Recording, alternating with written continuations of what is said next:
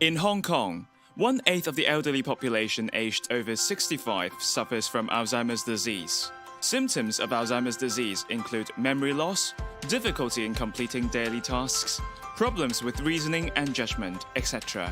The Alzheimer's disease could incubate in bodies for more than 20 years.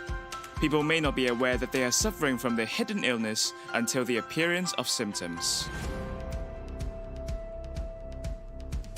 I'm Dr. Fanny Yip, a neurobiologist in the State Key Laboratory of Molecular Neuroscience at the Hong Kong University of Science and Technology. Synapses are the connection points for transmitting signals between neurons. They function like the sockets and plugs that transmitting electricity for electrical appliances. When the synapses are dysfunctional, the neurons cannot communicate properly. They start to degenerate. Once the degeneration comes to a certain point, symptoms of AD appear. The time for AD to develop can take 20 years. Therefore, we can prevent the disease and protect brain health by strengthening the neuronal communication.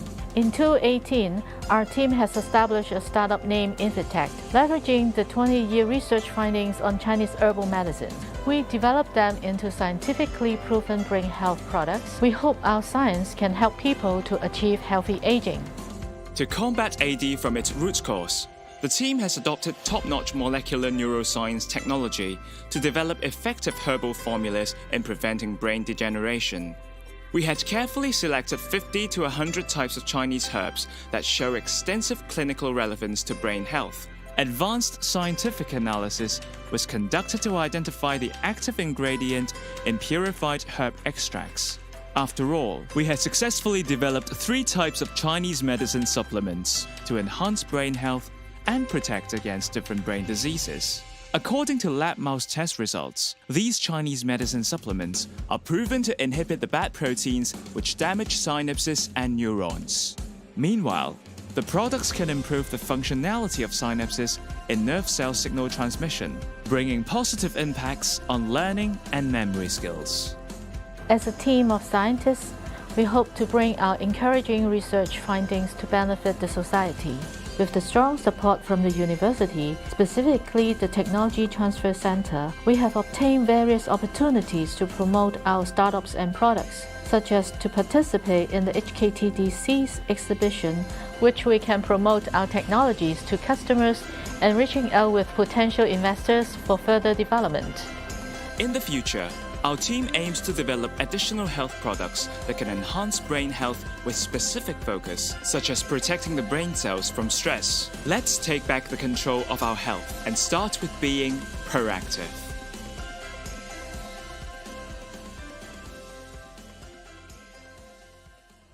A multifunctional autonomous vehicle to facilitate contactless-free transportation and autonomous logistics in the new normal. The vehicle also replaces labor-intensive tasks and lowers the corporate operation costs. HKUST and the HKUST Technology Transfer Center had given us great support. We were able to use HKUST robots and laboratories to conduct experiments. After going through SARS, Professor Young has started leading the HKUST team to invent the new smart antimicrobial coating technology 17 years ago. They hope to aid Hong Kong in overcoming difficulties when there is another pandemic. The new smart antimicrobial coatings that we invented uses special multi-level antimicrobial polymers. When sprayed or coated on different surfaces, such as hospital curtains and handrails, it creates a protective barriers against viruses, bacteria, and spores that last up to 180 days. It is proven to kill more than 99.9% of viruses, bacteria, and spores on contact and prevents microbes from remaining on the treated surfaces. It has been tested to be 99.9% effective against SARS-CoV-2 that caused the current COVID-19 pandemic.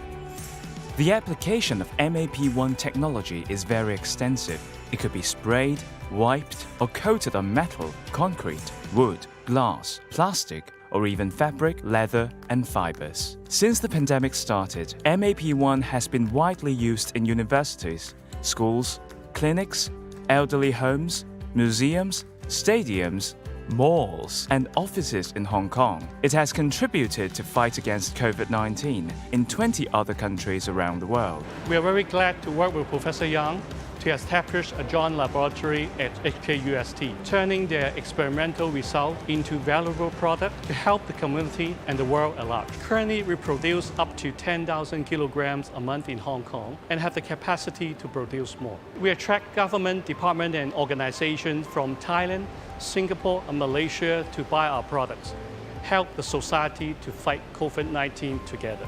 In our research and development process, HKUST and the Technology Transfer Center have provided a lot of support and resources that enable us to participate in exhibitions, to share our results with the world, and to give back to the society. Our research team is now working with the Hong Kong government to adopt new MAP-based technology in pipes and drainage to prevent microbes that lead to odor, corrosion, and even diseases. We work together for the health of our society.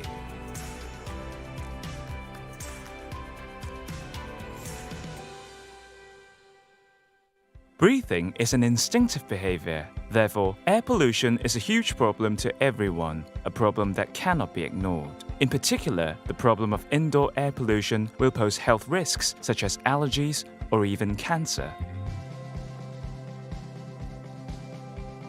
I am Professor Fan Ziyong, the Professor for Electronic and Computer Engineering in the Hong Kong University of Science and Technology. I started researching electronic nodes, or e-nodes, in 2002. An e-node is made of a gas sensor array, and the electronic circuitry. Its main uses are environmental detection, safety, and health purposes.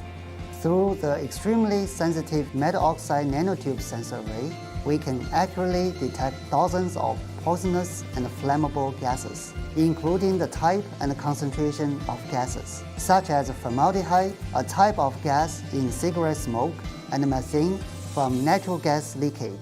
E-nodes can connect to the internet. Users just need to use their phones to monitor the real-time indoor air quality. They will also receive safety alerts to prevent accidents at home. E-nodes is a tiny device with low power consumption and wireless design.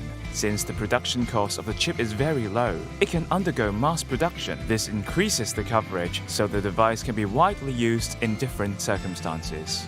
For example, when used in construction sites or mines, technicians can put a device on robot ducts to detect whether there are toxic gases. This could help to reduce the number of casualties, as a decision on danger and safety can be made beforehand. Firemen can also put this device on their body or on the equipment to detect flammable gases on the scene, thus reducing the possibility of casualty as well. HKUST and the Technology Transfer Center provided us with a lot of resources to enter different exhibitions, finding suitable investors, and bringing the experimental results to every user. In the near future, e-nodes is not only expected to be used in aviation safety development. Professor Fan and his team also hope that e-nodes can be placed on human body, allowing us to smell odor that normally cannot be smelled.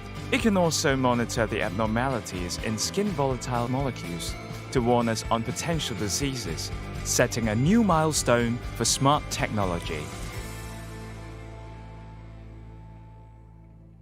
Nowadays, traditional procedure of using syringe to inject medicine into eyeballs is still the major treatment for eye diseases such as macular degeneration and diabetic eyes. When mentioning eyeball injection, most people will be scared by the painfulness and worried of infection. Thus, they will hide their sickness for fear of treatment, missing out the golden opportunity to cure their eye diseases. Therefore, Ophthalmic Technology, a biotech and drug delivery startup company founded by the research team from the Hong Kong University of Science and Technology, has invented the advanced ultrasound technology and products for putting medicine into our eyes non-invasively.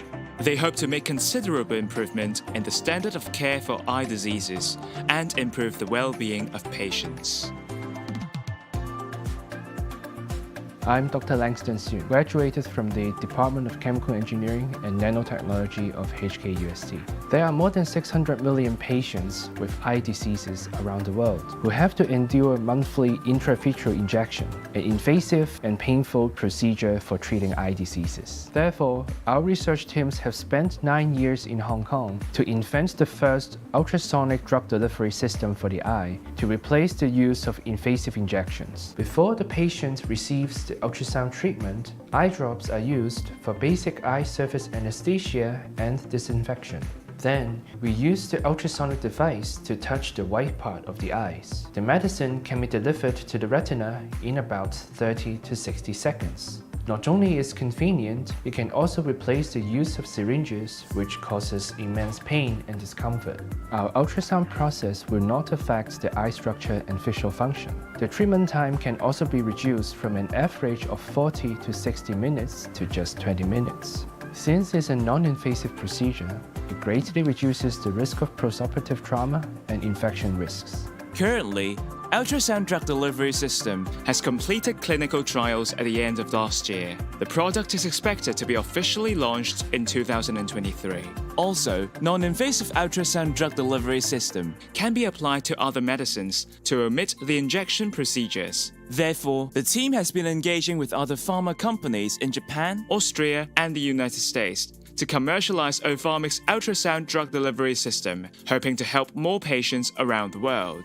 HKUST has provided us a great environment to develop and pursue cutting-edge research. This technology is a breakthrough in the eye care space and has obtained international awards and recognitions in global and regional competitions. HKUST and the Technology Transfer Center have been very supportive along the way. In addition to facilitating the patent filing process, HKUST and TTC have provided additional seed funding support for prototyping and testing. With these support, we were able to accelerate our development progress with the aim to use our research findings to bring new treatment procedures for more eye patients in need.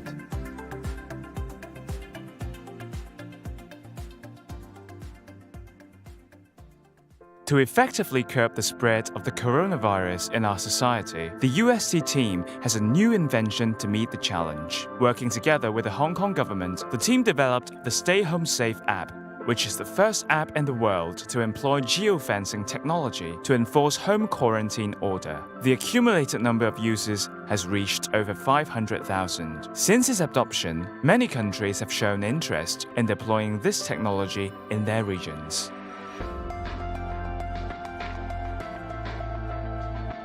Hi everyone, I'm Arthur. I'm now the Director and CEO of Compavian Technology Limited. In the beginning of 2020, COVID-19 spread across the world, mainly due to people movement and traveling.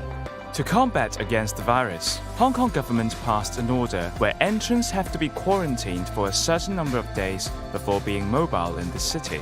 Challenges are, what should be the smart digital solution to ensure that people indeed stay quarantined at their own places? And can it be done in a cost-effective manner?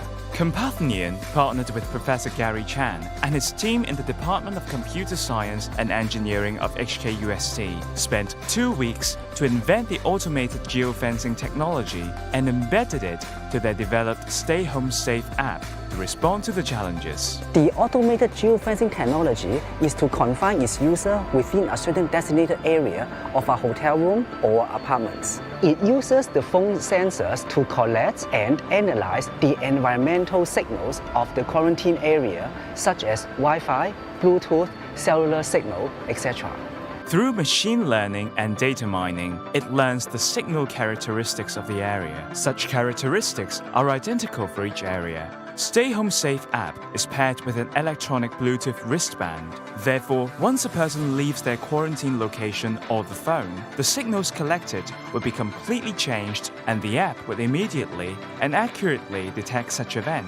It would then alert the security to take action. In comparison with GPS, our automated geofencing technology is much more suitable for home quarantine due to its high accuracy, responsiveness, and privacy protection. Within the timely support and resources provided by HKUST and the Technology Transfer Center, so that this Stay Home Safe app could be deployed by the government and used by the public in a very short period of time. HKUST has licensed the geofencing technology to Compathian, an HKUST startup company. In such a challenging time, we hope to use the most meaningful way to give back to society. We will work together with every citizen in fighting the virus.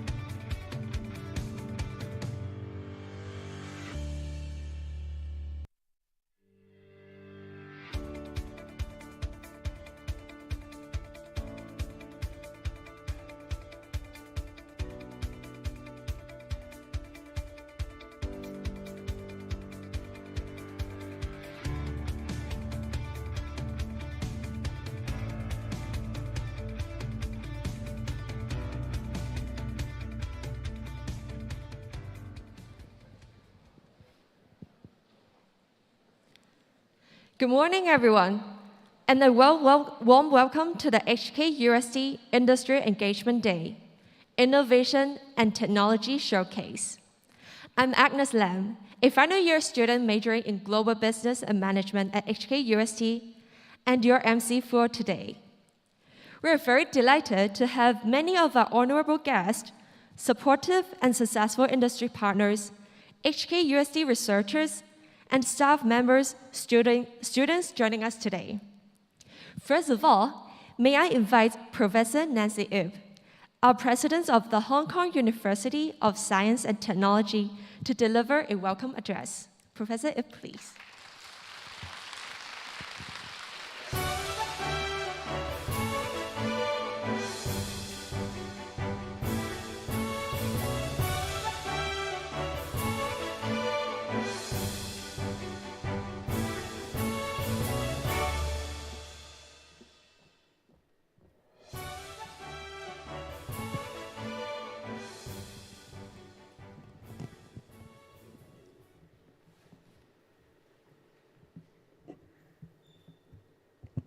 Professor Sun Dong, Council members, distinguished guests, industry leaders, colleagues, ladies and gentlemen. A very warm welcome to HKUST Industry Engagement Day. Thank you for joining us today, either in person or online, as we showcase HKUST's research achievements and share our numerous exciting advances and innovations in science and technology. I hope the event will spark discussions on how research and development at the university can advance innovations and its implementation in society. I also hope that you will engage with our talented researchers to explore collaboration and technology transfer opportunities. Since the establishment of HKUST in 1991, knowledge transfer has formed one of the pillars of the university's mission. Through 3 decades of effort, we have established a strong foundation for generating new knowledge through academic research and develop channels to bring breakthrough findings and innovation to society. Innovations are so vital for societal and economic development, to improve people's lives, and to enhance businesses and the environment. I'm sure you will agree with me that successful knowledge transfer and innovation requires close collaboration among academia, society, government, and nonprofit sectors. HKUST's significant efforts in knowledge transfer, deep tech incubation, and entrepreneurship has resulted in fruitful partnerships with numerous organizations, leading to innovations in areas ranging from biomedicine and artificial intelligence to industrial automation, sustainability, and fintech. With more than 1,600 active startups, including 9 unicorns and 7 IPOs, we have created an economic impact of 400 billion Hong Kong dollars. This remarkable achievement highlights the success of our knowledge transfer platform. Our goal at HKUST is not only to bring innovations to society, but also to propel Hong Kong's development into an international innovation and technology hub. While Hong Kong is well positioned to be an innovation powerhouse, we need to encourage the adoption of innovation and technology across businesses, industries, and society. HKUST industry engagement is precisely part of this strategy to help facilitate mutually beneficial exchanges between HKUST researchers and industry leaders. Close relationships with stakeholders, such as yourselves, provide our researchers with valuable insights into market and social needs. Likewise, learning more about HKUST's breakthroughs and discoveries will enable businesses and community organizations to envision how advances could be applied. Through collaborative engagement, we can therefore deepen and strengthen Hong Kong's research and development capabilities and the city's competitiveness, while helping to diversify the economy and employment opportunities, as well as enhance the quality of life. For Hong Kong to become an international innovation and technology hub, I I firmly believe that we need to invest in talent, as they are the key to advancing innovations. And I'm very excited that our Chief Executive, Mr. John Lee, announced in his inaugural policy address different measures to draw top innovation and technology talent to Hong Kong, from increasing the number of UGC-funded research postgraduate student places to recruiting graduates from the world's top 100 universities and the Greater Bay Area campuses of local universities to work in Hong Kong. And our newly opened HKUST Guangzhou will work with us to continue to nurture high-caliber talent and inject new impetus into Hong Kong's development. We also welcome the various government's initiatives, including the 10 billion Hong Kong dollars Raise 1+ scheme to support commercialization of research and development outcomes, as well as the proposition to attract high-quality enterprises in areas such as life and health technology, artificial intelligence, data science, advanced manufacturing, and new energy technology to Hong Kong. These will energize the local innovation and technology ecosystem by bringing substantial investments and jobs and further boost academic and industry collaboration. With the strong government support and our strengths in academic research, knowledge transfer, and entrepreneurship, I'm confident that HKUST will make significant contributions to Hong Kong's innovation and technology development. Efforts to garner further venture capital support and boost industry collaborations are already underway for wider levels of engagement to enhance innovation, invigorate social and economic growth, and add to the overall dynamism of the city as an international innovation and technology hub. Support from industry and business leaders, such as yourselves, will certainly accelerate our progress towards these goals. Thank you again for participating in the HKUST Industry Engagement Day. I hope you will enjoy the events we have planned for you and take the opportunity to learn all that HKUST and our researchers can offer.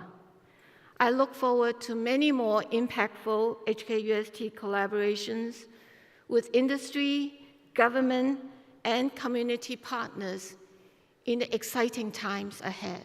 Thank you very much.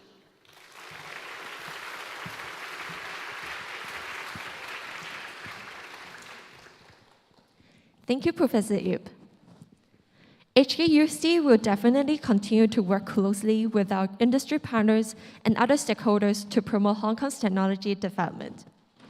Next, let's welcome our distinguished guest, Professor Dong Sun, JP, Secretary for Innovation, Technology and Industry of HKSAR, to share a few words with us. Dr. Sun, please.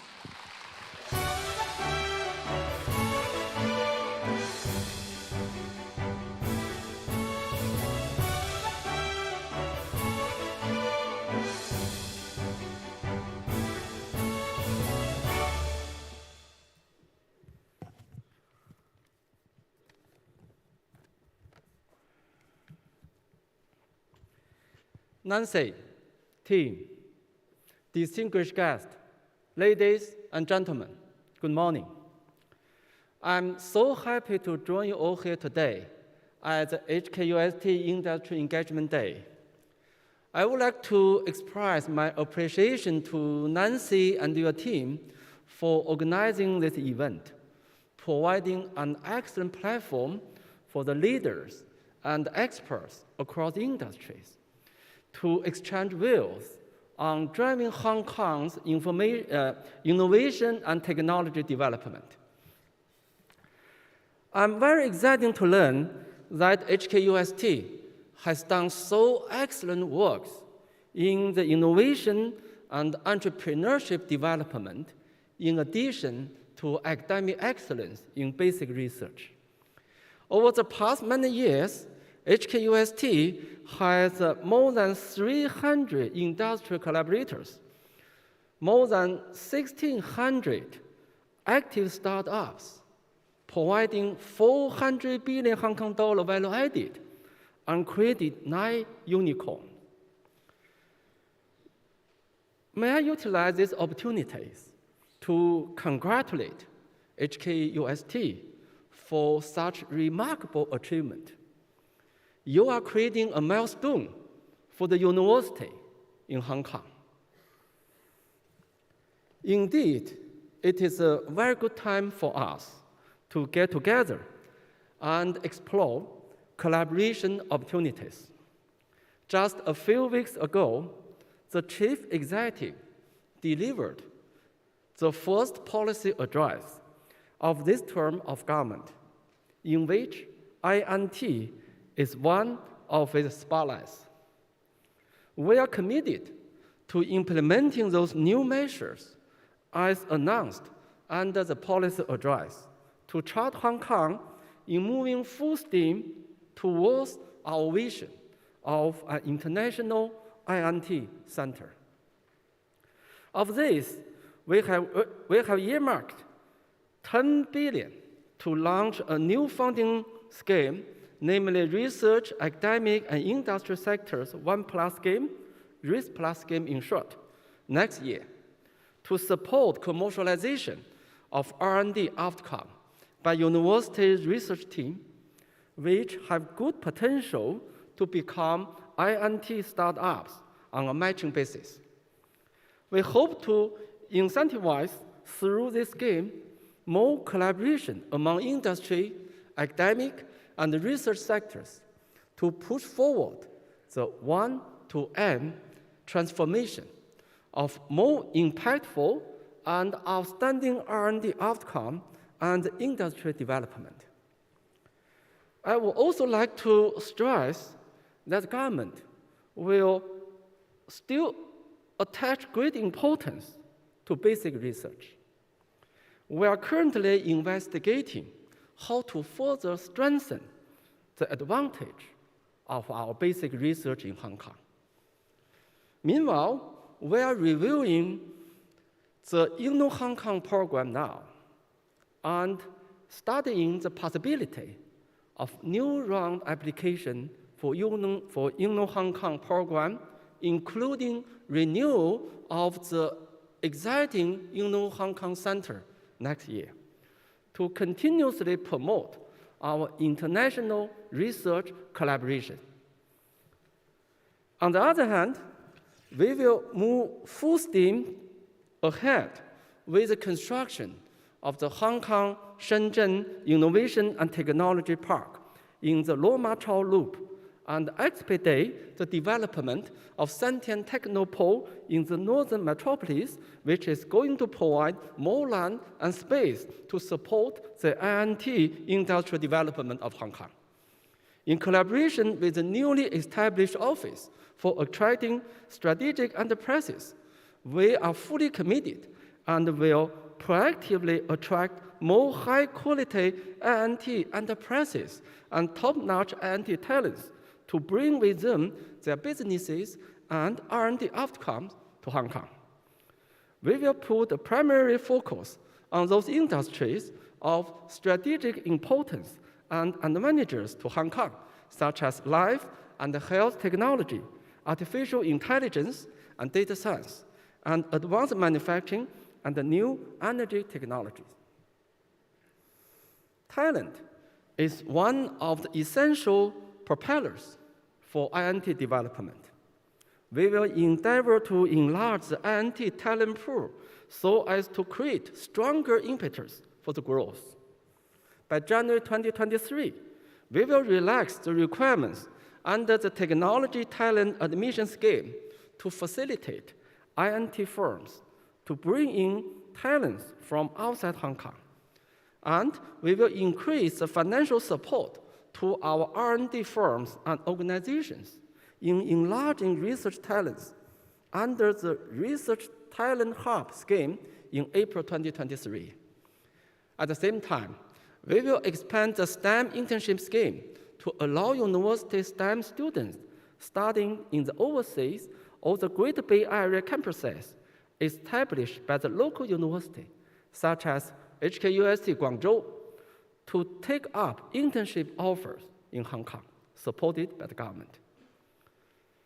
Government, industry, academic, and research sectors are all playing a unique role in Hong Kong's INT development. Through our joint efforts in the past, the INT ecosystem in Hong Kong has become increasingly vibrant. To sustain the good momentum, cross-sector collaboration is the key. I'm particularly pleased to see HKUST is not only leading in the aspect of technology research, but also dedicated to sharing knowledge and experiences with different sectors in the community and building a strong connection with industries. Today, we are lucky to have this invaluable opportunity to learn from the experiences of our industry leaders on the university-industry collaboration and to hear from a panel of distinguished HKUST scholars about their insight on the latest INT development in a range of industry areas. I hope you will all have some takeaways from today's event. In closing, I wish today's event every success and a fruitful experience to all of you. Thank you very much.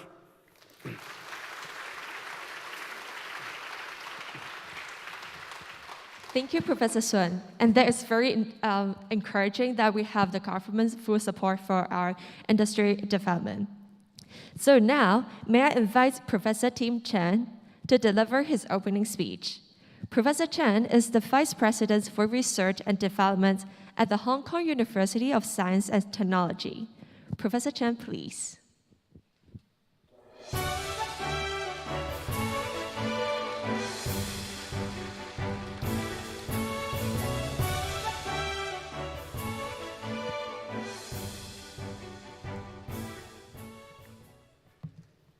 Professor Sun, council members, President Eve, our industry friends, partners, colleagues, and everyone, good morning. And welcome to this inaugural HKUST Industry Engagement Day. So I want to start my presentation by stating that HKUST is fully committed to playing a critical role in Hong Kong's very ambitious and forceful innovation and technology agenda. In the past 3 decades, HKUST has devoted significant effort in developing a very robust system from basic research to impact. Our core function of university has never changed. We do research to generate new knowledge, which are captured and represented in various forms, including publications and others. And we train talents who are equipped with this knowledge, together with various qualities, capabilities, as well as innovative mindsets. And this knowledge has a wide range of channels to be transferred, which including the most traditional way of lecturing, to consultancy, to sponsor research, to company creation and licensing of technology. And there are users who are including big companies, multinational corporations to SME, to startups and government, as well as policymakers. And this user eventually translate them into new products, new services, jobs, and the GDPs. And I would say in the past 3 decades, we have been trying to strengthen all these channels. In the knowledge transfer channels, we try to broaden them as well as dive deeper into each of these channels. And we try to maximize the number of users. And we're trying to also monitoring our progress, measuring the metrics to make sure they really translate into impact and to make sure we're on the right track. This is really a very exciting time. The innovation and the technology is thriving in Hong Kong. And in the very recent pitch book published by Invest Hong Kong, which is trying to support and highlight the special advantages of Hong Kong innovation and technology ecosystem. It highlights one of the key advantages and the special advantage of Hong Kong is the research capability and the talent training of world-class talents.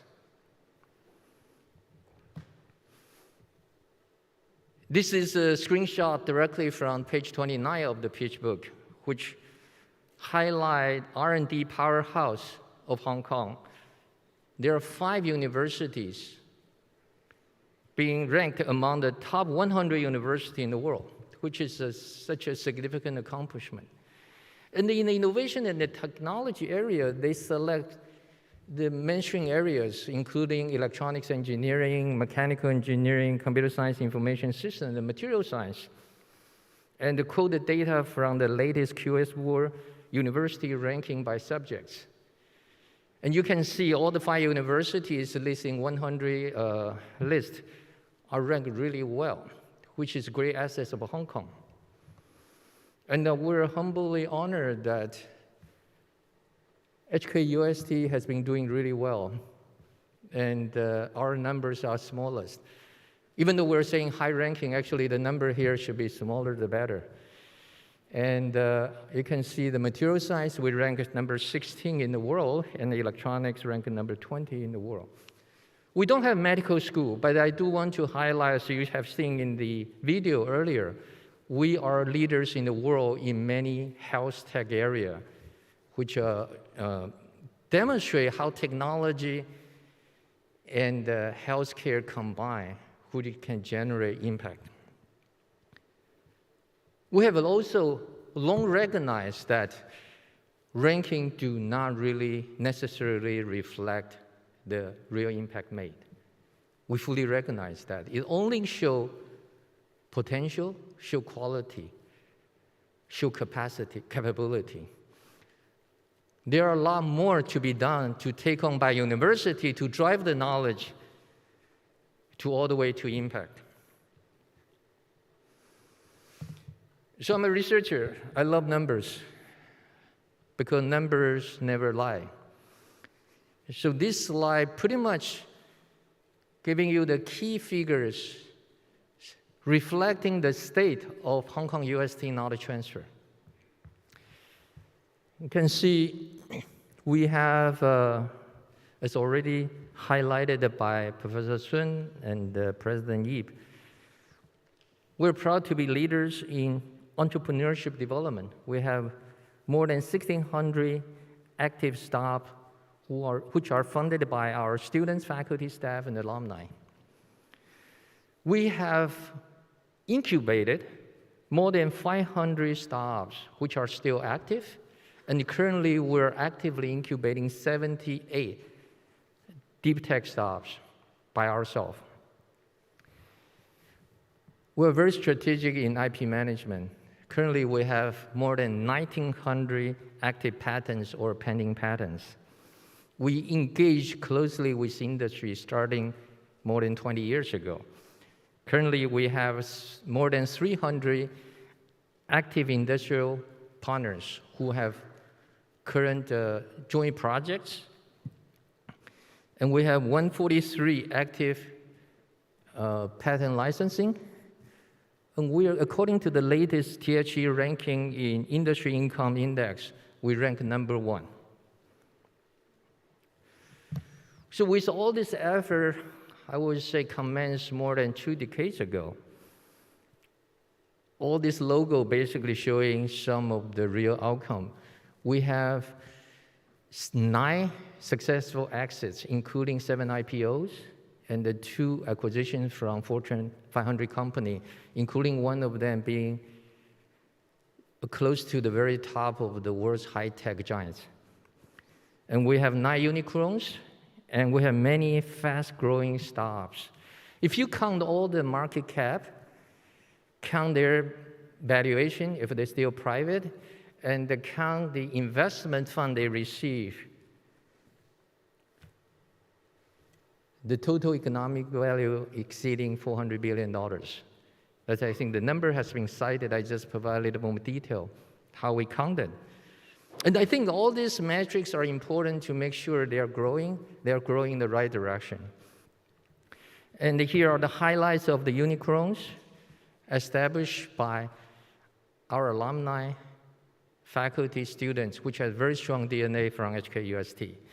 The title used to be only IPO with only unicorns without IPO, but we're pleased to announce earlier this year that SmartSense, funded by our alum, MPhil and PhD in electronics engineering, who is the world-leading supplier of CMOS image sensor, went IPO. And I'm also happy to pre-announce one of the companies listed here is scheduled to go IPO later this year.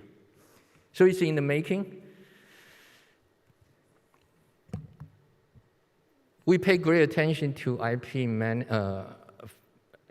patent filing.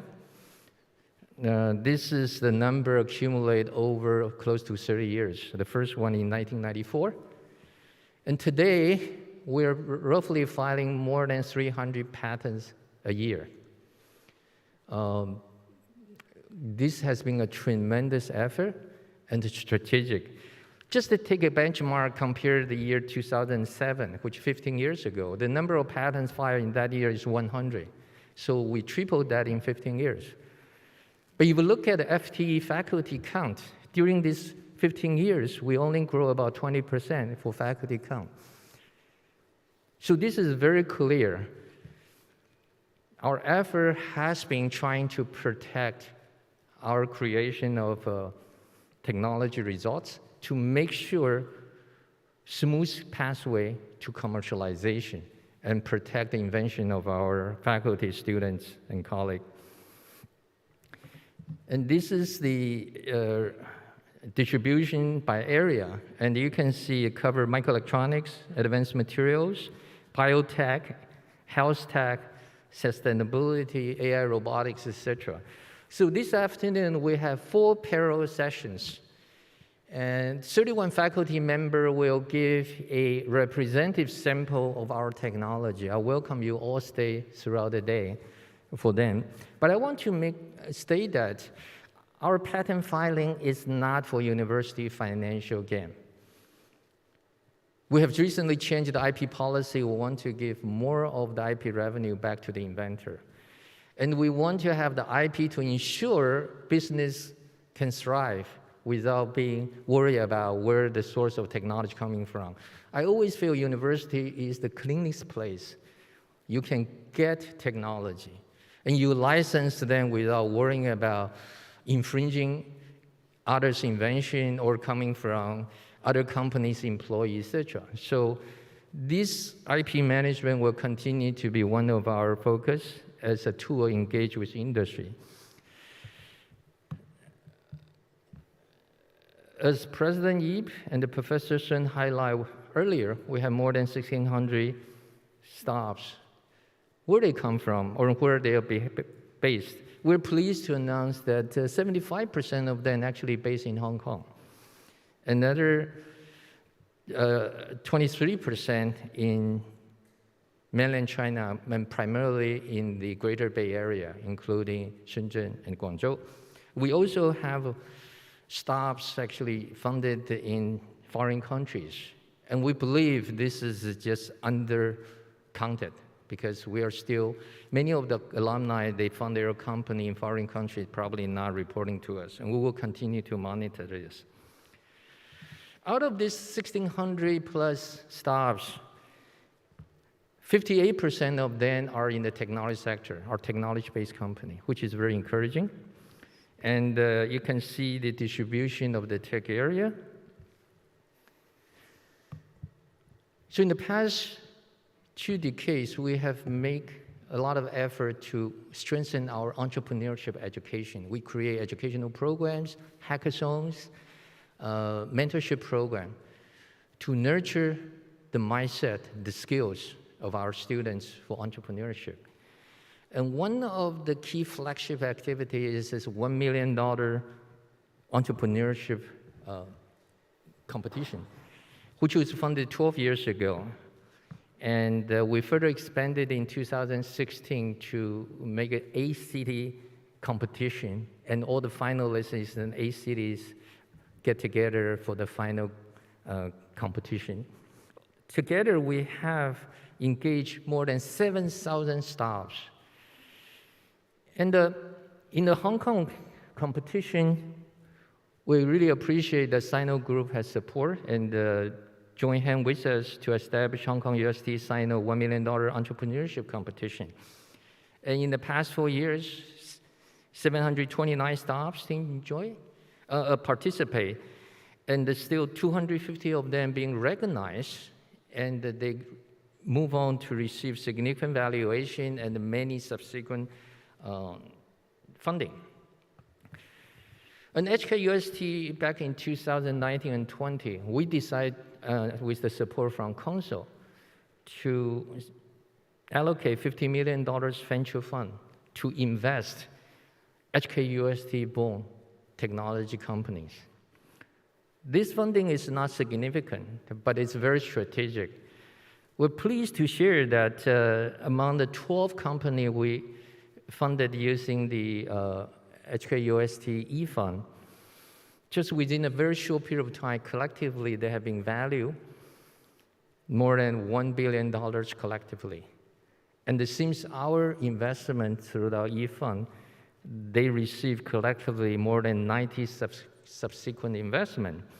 And we can accomplish that through the close collaboration with our co-investment partners, which are shown here. We also have an international investment advisory board, which consists of both technical and the business leaders for business and the technology vetting process.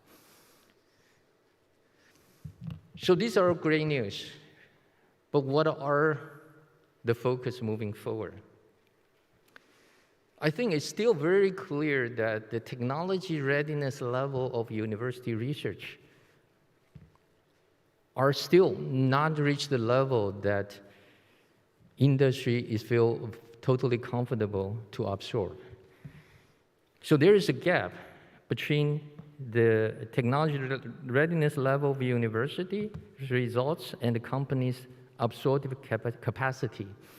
This absorptive capacity is referred to a firm's ability to be able to recognize the value of the idea, technology, information, dissimulate it, and apply it to the commercial end. This gap used to be known as valley of death, but with many years of effort, we saw the success I showed you earlier. It's evolving into valley of challenges. This is still the weakest link of the innovation pipeline from basic research to impact. So for the biomedical sectors, our results, great ideas being validated by animals model, thoroughly experimented. But getting into clinical trial has been extremely challenging for a university doing it alone. But it will be too risky for industry to absorb it if clinical trial hasn't been even reached level 2, phase 2. For various engineering sector,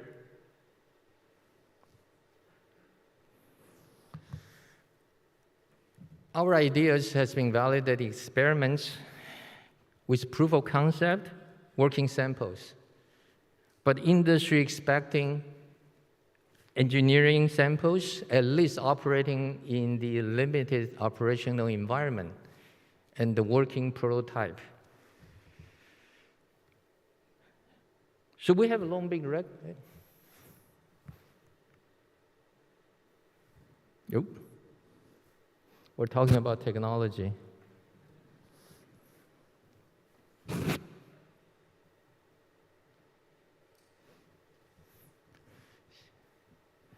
So maybe I'll continue before they bring up the slide. So we have long been recognized this valley of challenges, this absorptive capacity gap. So we have structured systematically several mechanisms to collaborate with industry to address the challenges, all right?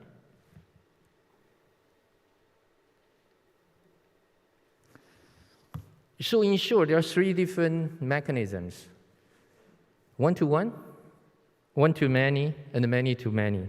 One-to-one are company work with faculty group to establish collaborative projects. Many of them funded through YTC or direct joint project with industry.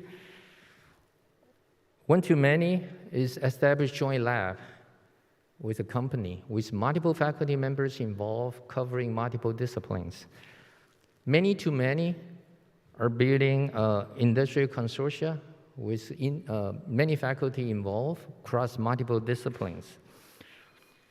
Over years, we have been seeing very successful progresses. For one-to-one, we have hundreds of projects. As I mentioned, we have more than 300 industrial partners. Many of them engage with faculty through this mechanism. In the past 10 years, we have established tens of joint centers, joint labs, joint institute with industry. And this becoming a very popular mechanism for the reason that the industry will be able to share the challenges, the problems they encounter. And faculty will be able to formulate their research efforts, gearing more toward the problem-solving mindset. And many-to-many are emerging that for pre-competitive areas, multiple companies join the consortia. And InnoHK is a perfect example that's showing that university-led centers being the hub of growing industry and the faculty, students. So with these efforts, the three models, one-to-one, one-to-many, and many-to-many, we have grown into the status now with this many of collaborators. And the pie charts show the distribution of technical disciplines, which are very well evenly distributed among the core focuses for HKUST. I'm not going to read all the detail. I know the font is a little bit small, but generally from materials to health tech to green tech to smart manufacturing, microelectronics, etc., all covered. And the growing like new topics such as ocean science and technology, sports engineering, all those areas are emerging. And many of our collaborators are based in Hong Kong, which include multinational corporations whose Hong Kong branches serve as a contact point. And we being the most internationalized university in this region, we will continue to use this mechanism, collaborating with our local industry in mainland as well as everywhere in the world. And there are many successful cases, including very well-known our homegrown DJI. And we established a joint lab with Huawei back in 2009. This has been a very, very strong partnership and is still going very strong. We established a joint lab with Country Gardens Bright Dream Robotics BTR, focused on robotics, particularly focused on the construction robot. We built a joint center with WeBank in FinTech, and we collaborate with HSBC in the health issue as well as air quality, environmental issues. And we have a very successful relationship and joint lab with CIL, who has the great brand of Gemagic, which in 3 years from our lab, eventually to be, in just a short period of time, become a global brand. Even Air France uses that as an official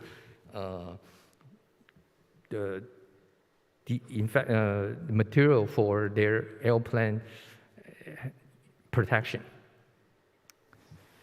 So with all this, I want to state that we are still far from optimal.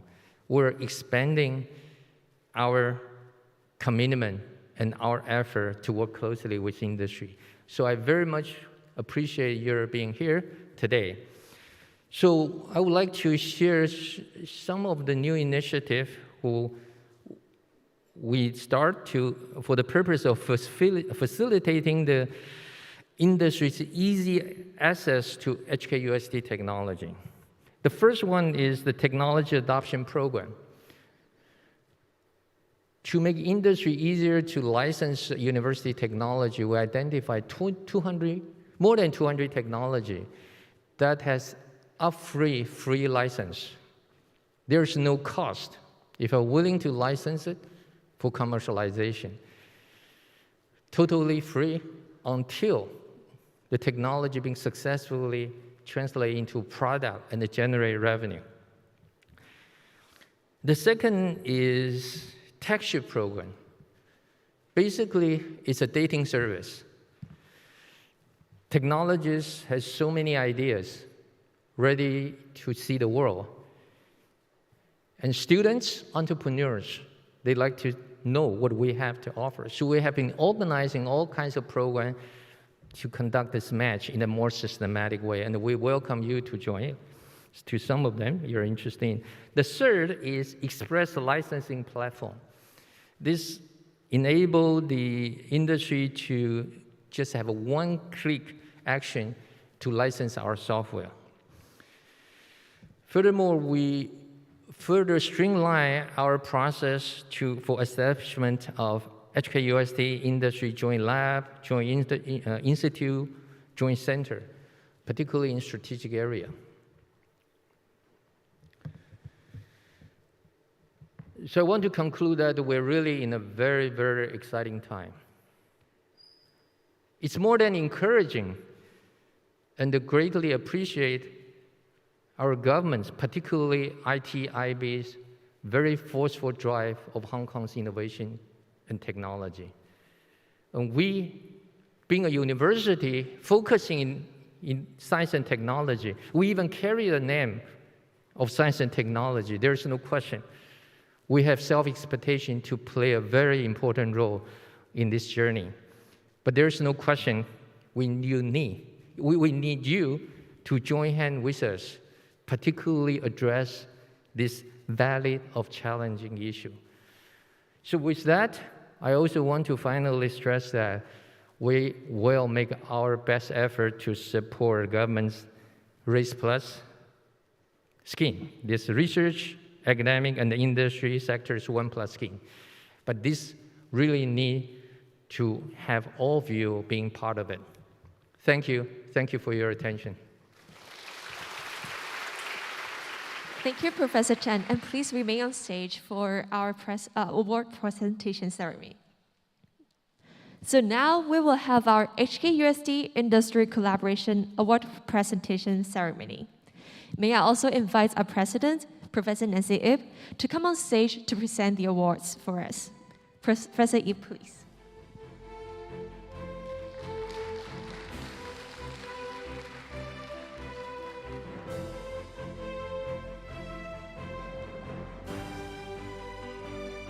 The HKUST Industry Collaboration Awards aim to recognize our industry partners who have demonstrated exceptional commitment in collaborating and technology transfer with HKUST.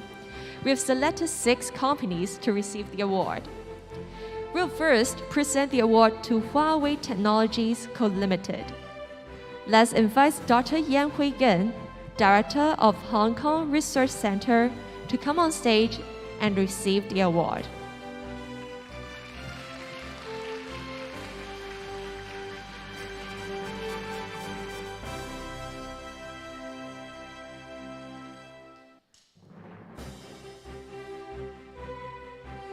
Congratulations!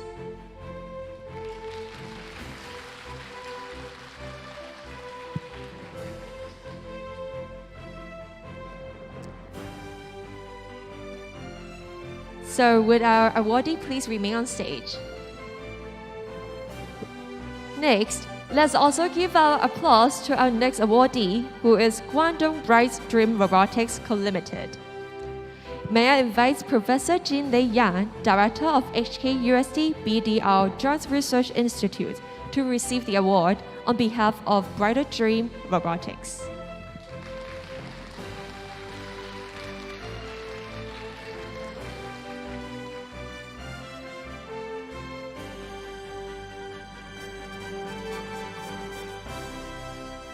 So now we will take a photo together.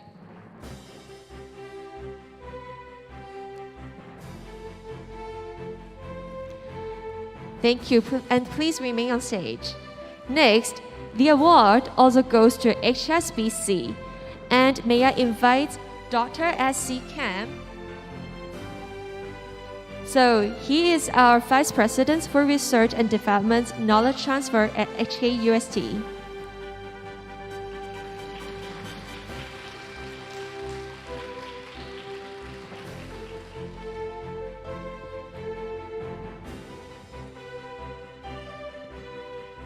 And yeah, we look at our cameraman and for a photo taking to remark this memorable moment.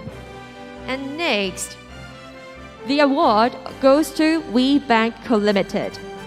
May I invite Mr. Billy Chu, Deputy General Manager of WeBank Limited, to receive the award.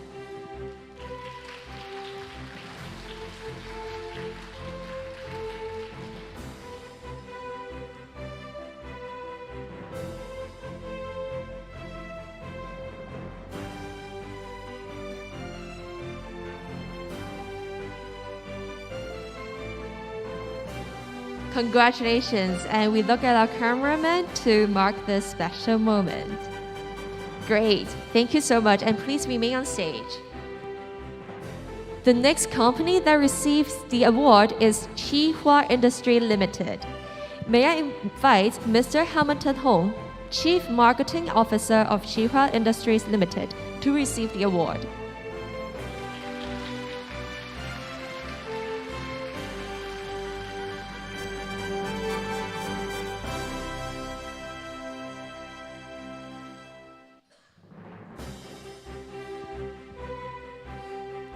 Thank you so much, and we look at our cameraman to take the photo. Thank you for your support. Great, thank you, and please remain on stage. Last but not least, the award also goes to DJI. May I invite Ms. Kathy Chan, Human Resource Director of DJI, to receive the award.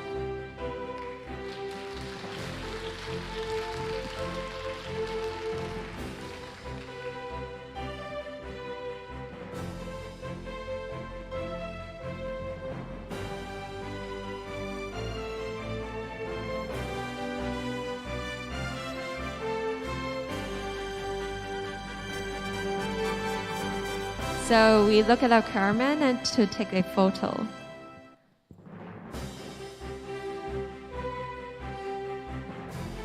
Thank you, DJI. So now we have Professor Ip, Professor Chen, and all awarded companies remain on stage. And now I will invite the following guests to join us on stage for group photos.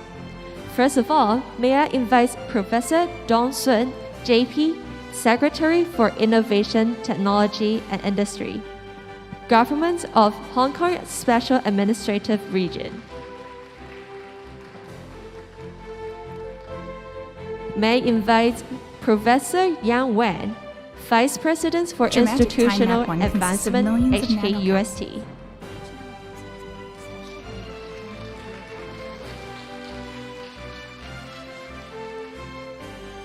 Next, we also have Professor Khaled Ben Latif, our auditing provost, to come on stage.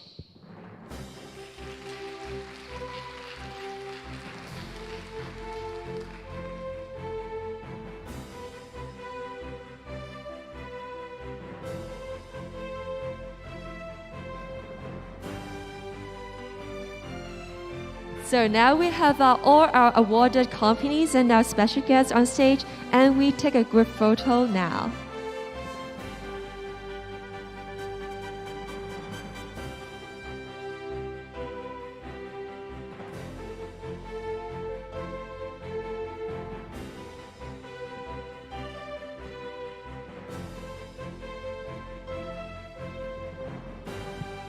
We're so happy to have different industry partners supporting us, and we look forward to more joining us on our stage.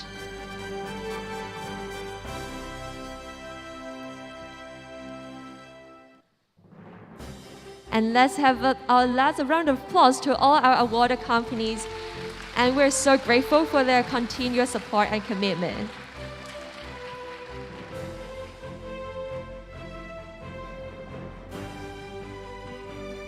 So now may we invite our awarded companies, representatives, and be seated on down the stage.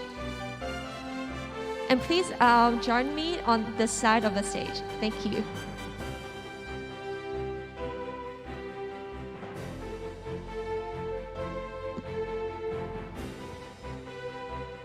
So today we also have a few special guests joining us today, and they are 7 consul generals.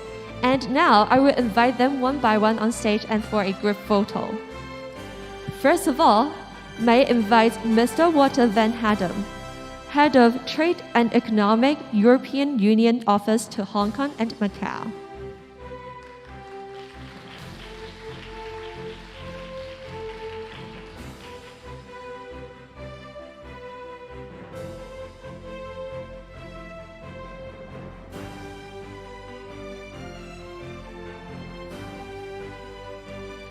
Next, may we invite Mr. Amr El-Hanwi, Consul General of Egypt in Hong Kong and Macau.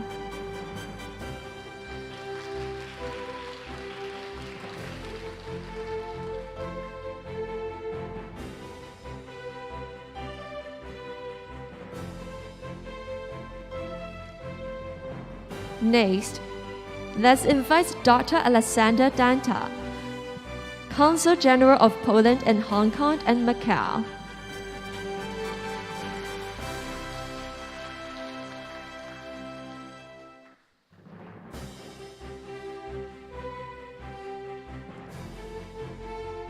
Let's also invite Mr. Per Augustin, Consul General of Sweden in Hong Kong and Macau.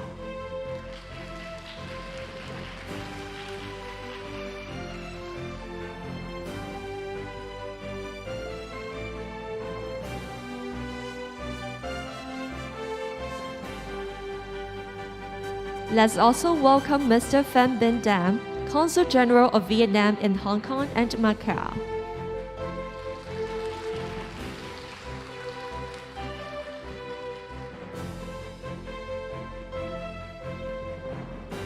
Last, let's welcome Ms. Camelia Assad, Head of Education, Universities and Science Cooperation Unit, Cultural and Cooperation Department, Consul General of France in Hong Kong and Macau.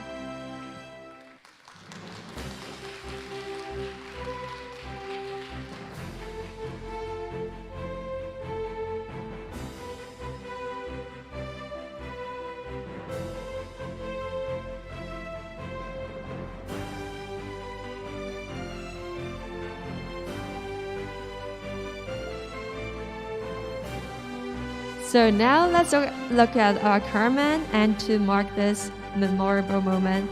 And we're so grateful for your support.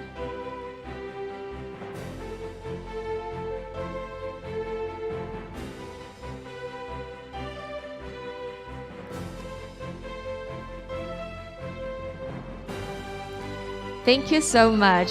Thank you. And please be seated on down the stage.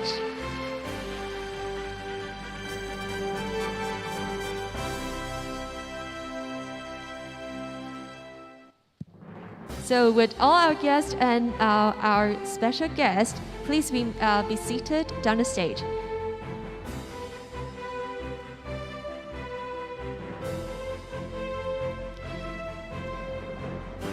So now we will invite all of our audience in the Shaw Auditorium to join us for a group photo.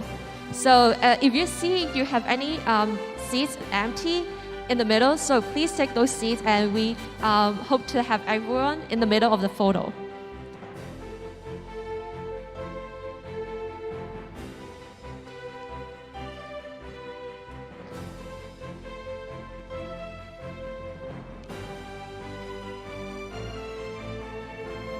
So our audience and guests, so make sure you appear good, and perhaps, yeah, because I still see some empty seats in the middle, so make sure if you have those empty seats beside you, so just take those seats. So we are so happy to have our different industry partners, our government officials, and also our staff members, students. It's indeed very grateful and very rare moment for us to gather at one time. So make sure that we will see each other more often and to collaborate in terms of our Hong Kong's technology development.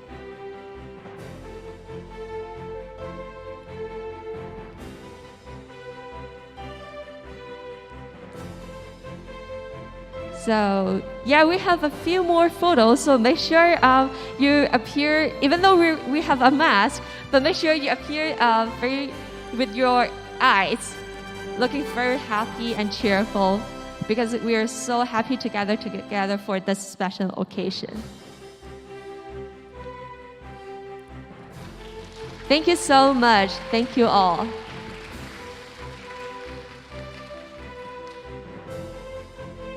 Thank you so much. Thank you. And today we're so happy to have 4 keynote speakers from our respective awarded companies. First of all, let's invite Dr. Yan Hui-gen, Director of Hong Kong Research Center, Huawei Technologies Co. Limited, to deliver his keynote speech. Dr. Gen, please.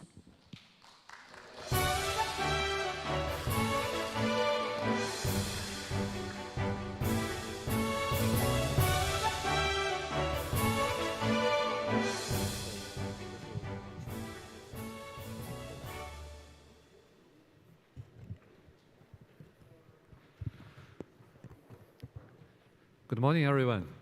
So, good morning, Mr. Sun Dong and President Nancy Yap and HKUST colleagues, all the honorable guests, and also the other innovation contributors to the Hong Kong ecosystem. So this is Yan Hui, and today I'm going to introduce a little bit about Huawei Hong Kong Research Center. So first, I'm very honored to be invited here to deliver the first guest speech, and also as President Nancy Yap and the team mentioned, actually we have a pretty a long-time partnership with HKUST back to 2009. So we started the collaboration almost 13 years ago, and we had a joint innovation center on wireless communication. So we are starting on some advanced wireless communication technologies since then, and now we are trying to extend the scope to even broader. Because we know HKUST is definitely one of the best university in Hong Kong, in Asia, and probably even in the world. So I'm a graduate of HKU, so when I see the figure shown by team, you see HKUST is doing basically better than HKU in all the dimensions. I feel, damn, it's true. So anyway, we are really I think great to have such an excellent university in Hong Kong. So this is quick figures about Huawei Hong Kong Research Center. So actually, probably some of you know and some of you might not know. We have a R&D team in Hong Kong since 2008.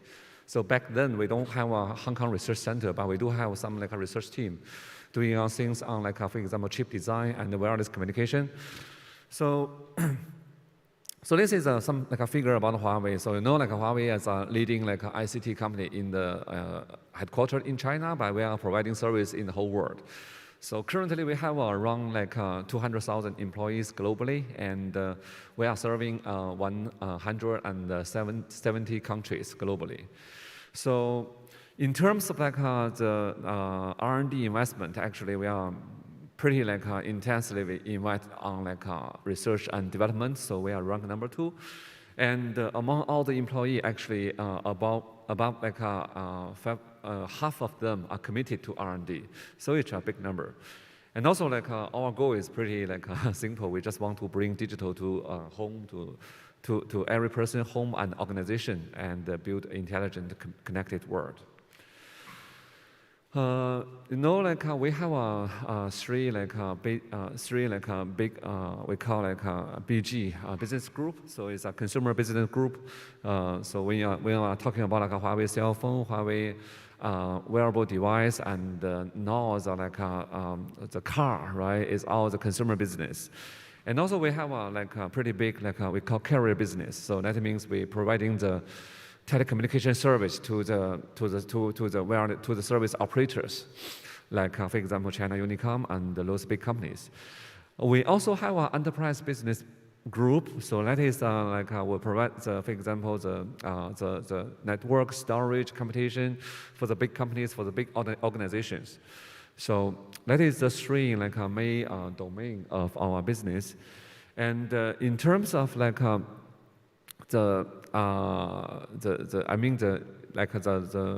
roadmap. So basically we can go from the very fundamental research, for example, some mathematical algorithm, some artificial intelligence algorithm design, to very applied things. And also we are doing things for example, in chip side design, in material science, in a lot of very innovative dimensions. So currently we have you see the more than 80 labs, and also we have a lot of PhD working in different labs on different domains. So this is actually I think you can find this online. So we try to summarize what we are facing, what technical challenges we are facing. Those are fundamental technical challenges.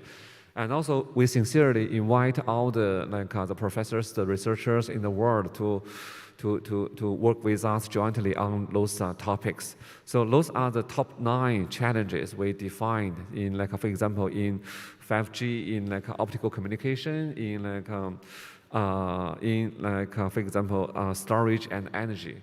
So we have those fundamental challenges open to public. So we hope other people can get involved and try to solve those problems.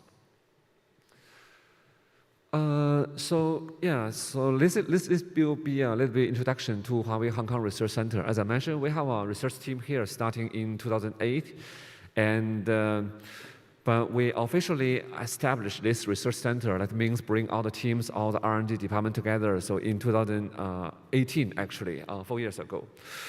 So we can see the number. We have a pretty big R&D investment. So in last year, we kind of commit $57 million in our local R&D activities. So we have in the figure, the red corners, we can see actually we have some very advanced technology rooted in Hong Kong. So we do the chip design. Probably you don't know, actually in the Huawei cell phone, the CPU core and AI core for the CPUs, the SoC are actually designed, mostly designed in Hong Kong. So that is some big contribution. And also we are doing things in, for example, in the artificial intelligence. We have a Huawei NOASAC lab in Hong Kong. So that is a leading AI lab in China and also in the world. So we have around 400 researchers globally doing AI research to help the fundamental breakthrough and also the industry application. And also we have a team work on, for example, how to do the next generation AI framework. We call the Manspur, which is a peer of a PyTorch. And we do a lot of cool things, I will say.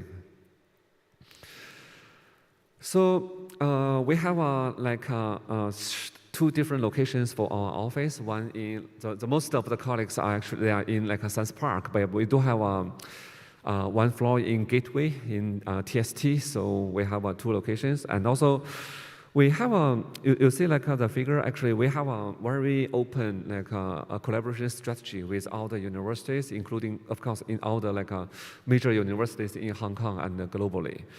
So we have every year actually we attract a lot of students from like HKUST, HKU, and CTU, CUHK to our research center to work with us. So for HKUST, actually, we have, I think, different projects running ongoing. Like we have probably more than like 10 projects, and also we have one like a joint innovation center on wireless communication. Now we are trying to expand the scope. So everything we are like try to move forward to increase the commitment to Hong Kong R&D ecosystem. And so we have a pretty like international team, as you can see from the numbers. We have Hong Kong graduates about like 40%, and also we have now is like more than 300 people. So we are very like international and international and elite team. So we have like around 50% of our colleagues with a PhD degree, and we try to still like maybe bring more talents into our research center. So just a quick like introduction to some of things what we are doing. So we are doing things on like, for example, as I mentioned, the CPU core and the GPU core, the AI core on the CPU of the cell phone we are using, so for the Huawei cell phone. And also, we do some very interesting thing on how to apply machine learning algorithm to increase, for example, the wireless capacity to help to make some like parameter optimization in wireless network smarter and more powerful. And we do some like very like applied research in the 5G communication system, and luckily we already commercialized a lot of things. So now like in the global like wireless network, if the device is provided by Huawei, probably they are using some like a very intelligent service provided by us. And also, I'm not sure if you heard about we have now a very hot word in AI research is called the big model or the foundation model, 大模型. So probably you know like last year, actually, if you check with the medium, so there is a big model called Pangu. So at that time, that is the biggest Chinese pre-trained language model in the world, in the whole world. So basically, like our Hong Kong Research Center is working with some other teams in Huawei, and also we are working with Shenzhen Pengcheng National Lab. So we have a very like big competition pool, and we do the biggest language model. So still, so far, this is still one of the strongest research in Huawei. So the NLP and particularly the big model, how to solve some like practical NLP problems. For the, just a little bit information very quick. So what we are doing, actually, we have two like driving components. So first, we will try to understand what the company is looking for, right? What this company is trying to solve? What is the practical challenges?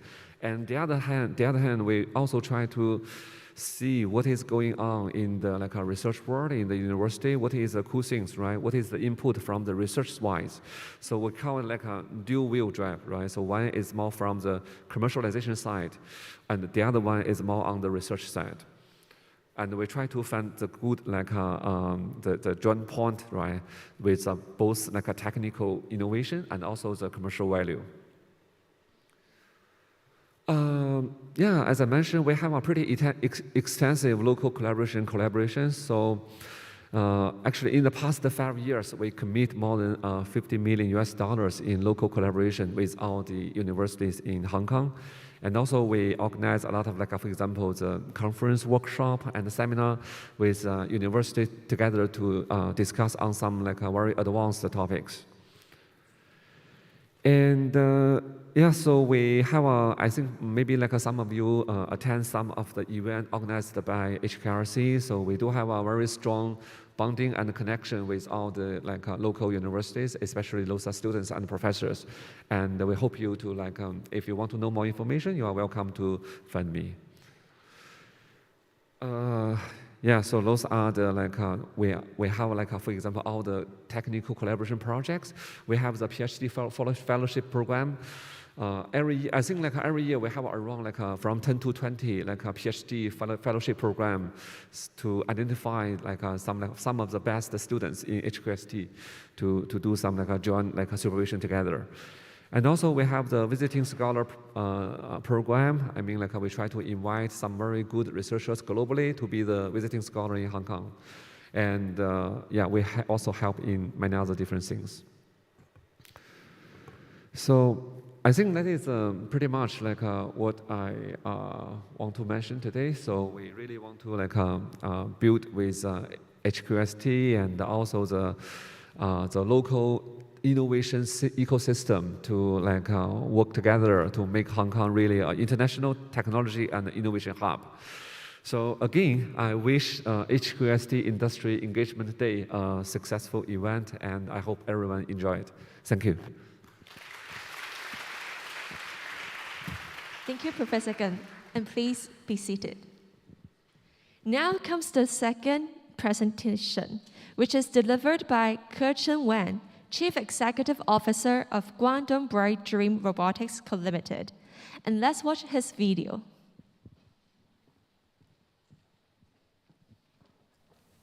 尊敬的叶玉如校长，各位来宾、朋友们，大家上午好。今天大家相聚在此，参加港科大业界交流日、创新与科技展。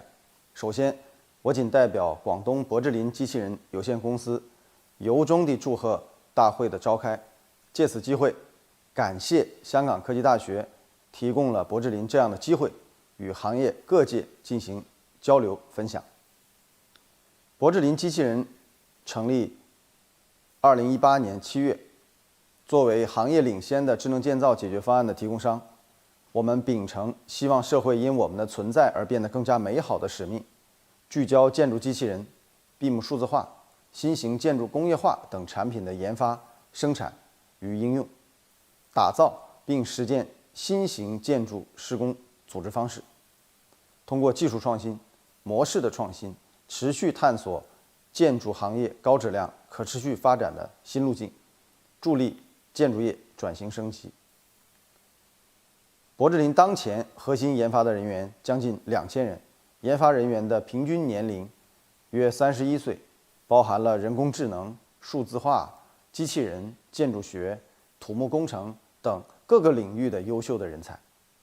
成立4年多以来，博智林主导制定行业标准31项，负责住建部重大专项2项，省级重大专项3项，递交专利有效申请3700多项，授权超过2100项，其中授权发明专利超过1000项。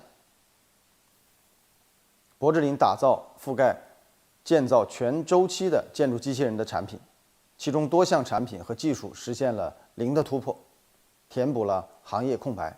在今年国家科技成果鉴定中获得6项国际领先的综合评价。公司在研的建筑机器人近50款，可用于智能建造各道工序，包括了混凝土结构的施工、2次结构的装修、机电安装、室内装修装饰、地库装修、外墙高空喷涂等工序。截止到2022年的10月底，已有32款机器人投入了商业化应用，服务覆盖30个省份，超过了600个项目，累计交付超过1600台，累计应用的施工面积超过了1000万平米，并获得了中建5局、8局、中铁建工、中交一工局、北京建工等优质的客户的一致认可。通过建筑机器人的应用，我们推动建筑业实现4大提升，并解决用工荒的问题。第一，在安全提升方面，比如外墙喷涂机器人，可以实现涂料施工的100%无人化，可以把人从高空作业这样的危险的环境中解脱出来。第二，在效率方面，所有的建筑机器人都能够实现2到7倍的效率提升。第三，在质量方面，通过机器人施工可以实现每道工序相同的质量保障，施工质量一致性更高。比如使用测量机器人，通过3D 点云扫描，2分钟即可完成单个房间的实测，测量精度在正负1毫米之内，为其他修整类机器人提供了数据信息。第4，可以实现节能减排，建筑机器人的使用本身就减少了废弃物的排放，同时我们开发的废弃物建筑再利用制砖车，可以将建筑产生的垃圾直接转化为人行道的砖、园林砖等再生建材制品，实现减排。第5，解决了用工的问题，希望我们的建筑机器人让建筑施工更安全、更轻松，吸引更多的年轻人来从事这个行业。目前，柏芝林也承担了多个省级、部级的重点科研项目、试点示范项目。我们的凤桐花园项目是首批住建部智能建造试点示范项目。同时，公司与香港科技大学等高校成立了联合研究平台，开展产学研一体化合作，并建立了广东省新型研发机构、建筑机器人工程技术研究中心、广东省博士工作站、广东省博士后创新实践基地等平台，引进和培养高素质人才队伍，进一步推动技术创新。柏芝林与香港科技大学的合作是伴随着柏芝林的成立和发展共同成长起来的。大家共处在粤港澳大湾区。习近平总书记提出，粤港澳大湾区要围绕建设国际科技创新中心战略定位，努力建设全球科技创新高地，推动新兴产业发展的期望。双方的合作是完全符合这一定位的。柏芝林作为新兴产业领军的企业，香港科技大学作为高水平的研究型大学，我们在2019年的2月份成立了香港科技大学柏芝林联合研究院，抓住了粤港澳大湾区的历史性发展机遇，双方可以充分发挥高校人才培养、前沿技术研究和企业创新引导、技术应用的优势互补，协同发展，共同推动新兴建造产业的发展进步。我们建立了常态化的交流机制，每年都有定期和不定期的互访，主动加强沟通和交流。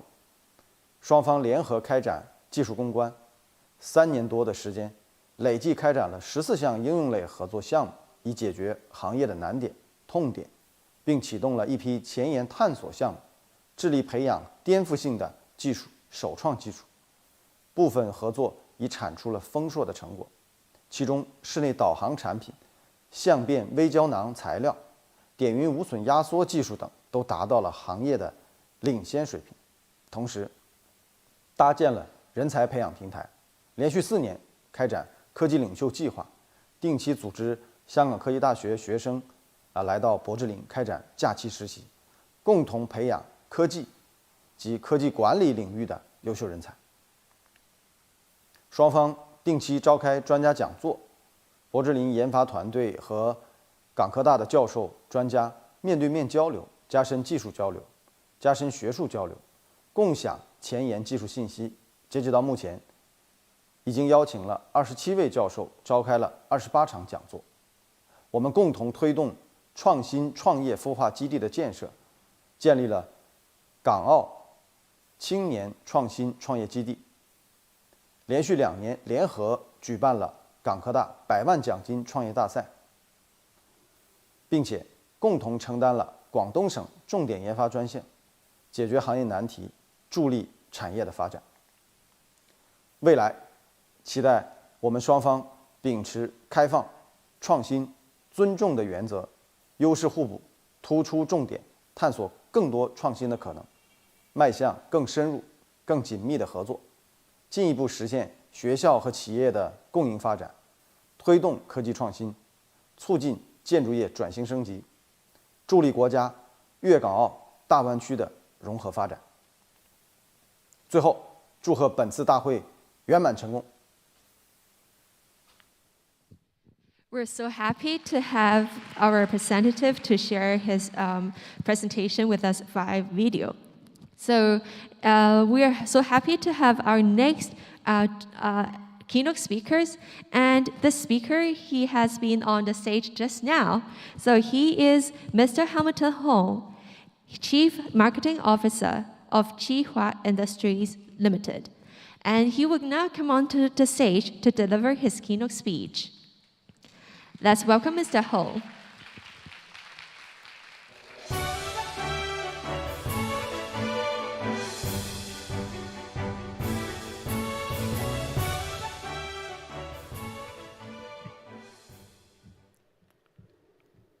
Professor Xuan, Professor Ip, Professor Chang, all luminaries, distinguished guests, VIP, it's my pleasure to be invited to be keynote speaker for the Hong Kong UST Industry Engagement Day. And first of all, rest assured today you are under a very, very well protected environment because the whole auditorium, my team has deployed the MAP1 antiviral coating to all the facilities. So rest assured you have a very safe environment to hear the keynote speech.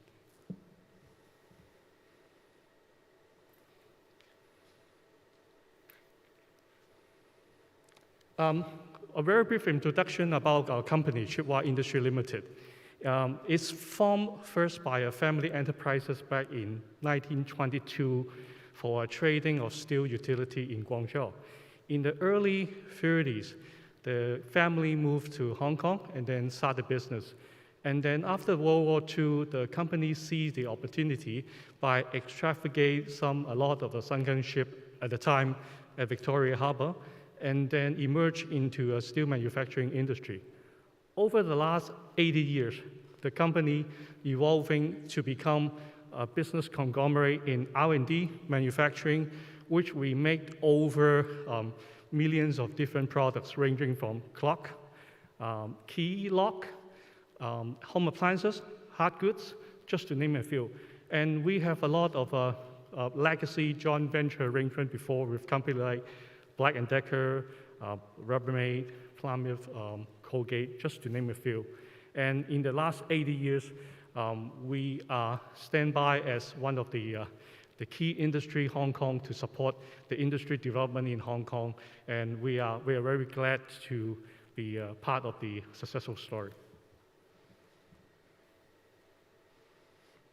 And in terms of the technology that we have developed with HKUST, just to name a few, first of all is the polymer encapsulated chlorine dioxide, which actually is invented by Professor Yang Qinglun and his team, which enable using a polymer to encapsulate the chlorine dioxide. And then we apply this coating onto the filter. It has been commercialized in the market for over 5 years by now. And we are indeed among the first respondents during the pandemic. And by applying this coating to the filter, we actually shipped over 20,000 pieces of the filter at the time to support fellow Shunamshan for the Hoshenshan Hospital, which we use this filter, apply on the air purifier to turn into the air sterilizer. And kudos to Professor Yang Qinglun and his team. There's a lot of unsung heroes during the time that helped to mitigate the pandemic in China. Dramatic Time Map 1 consists of millions of nanocapsules. Each nanocapsule is made with a special blend of antimicrobial polymers and is encapsulated with time oil. When microbes approach a coated surface, the antimicrobial polymers perform physical puncture. Meanwhile, time oil is simultaneously released to damage the cell membrane, thus performing a double kill action, rendering the microbes non-infectious. Dramatic Time Map 1 consists of millions of nanocapsules. Each nanocapsule is made with a special blend of antimicrobial polymers and is encapsulated. And the one I just saw is our signature MAP1 and technology, which the antiviral coating I've specially mentioned. And the other industry that we have, the technology we have co-developed with the Hong Kong UST, it's we call it the hydrogel, which this another form of polymer that enable us to encapsulate the disinfectant, which we apply in the gel form, and has been working very closely with the Drainage Service Department to deploy the gel into a lot of waterfront. So recently you might hear from our Chief Executive report about how to improve the malodor control of the waterfront, and this is one of the core technology has been applying since then. Now we're speaking about the importance of collaboration. I think that's the essence of the whole program. We wish, from the enterprise's point of view, we can share our experience to encourage more enterprises to join the collaboration effort. It has been 20 plus years, our collaboration with HKUST, and I've been involved actually over 15 years of them. We first started by doing project-based research with Professor Young's team and other teams, and then we identify certain technology that we will try our best to commercialize. And then the importance of collaboration, we can see there are two. First of all, it's becoming an environmental, innovative business conglomerate that we have been trying to evolve and emerging on the enterprise point of view. And then it's importantly to continue to develop the green technology and the talent pipeline. This is very important to cope with China's really the 14th 5-year plan. And also, it is a key initiative of His Excellency Chairman Xi Jinping recently mentioned about this importance during the 20th National Congress. And also the importance of collaboration. Besides the technology, we feel it's very important to develop the talent.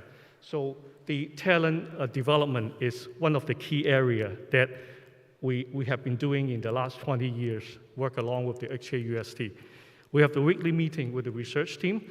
So every Monday, usually is very hectic because we usually hear more the fail side of the story and try to encourage the team to do some improvement in the next 7 days.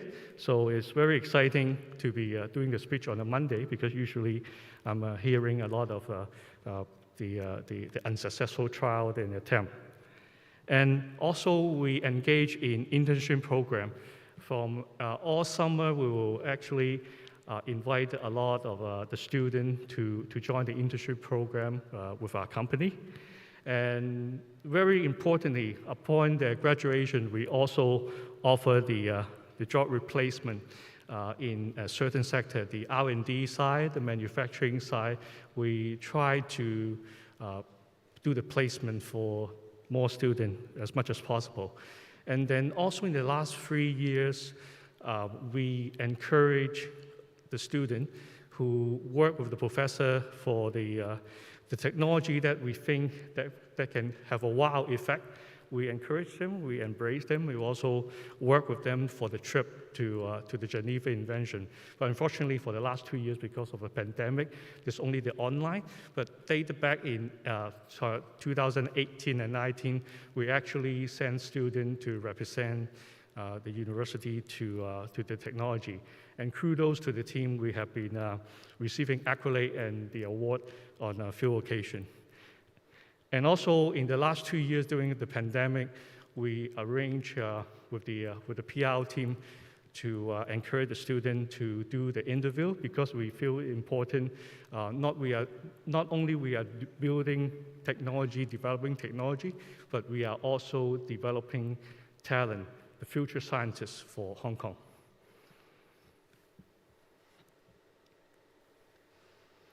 And the other key area that we have been focusing on is the facilitating the GBA, which is the Greater Bay Area, and Pan-Asia academic collaboration.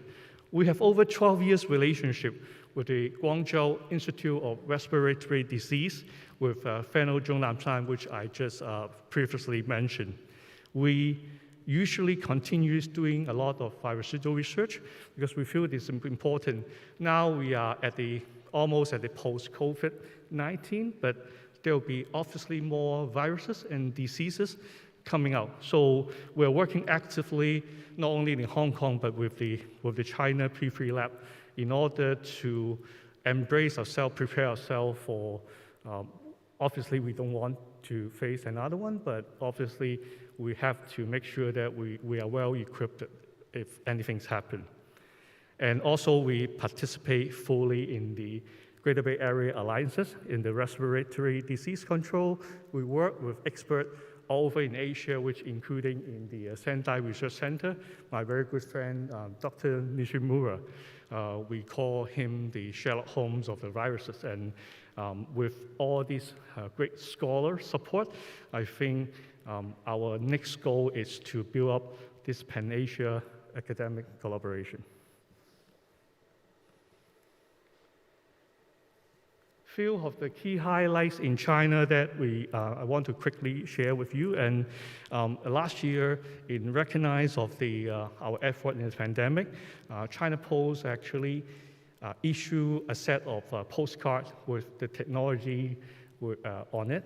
And I think this is a great honor. This is the first disinfecting technology that being recognized in China with the high rank official and the company like China Post. And also, we support the Blue Sky Rescue Team in Shanghai during the most difficult pandemic situation. And also, we are disinfecting the venue for the 4th World Laureate Forum in Shanghai last year, which we are very proud to deliver our product actually to a lot of Nobel Prize scholars at the time who joined the laureate conferences.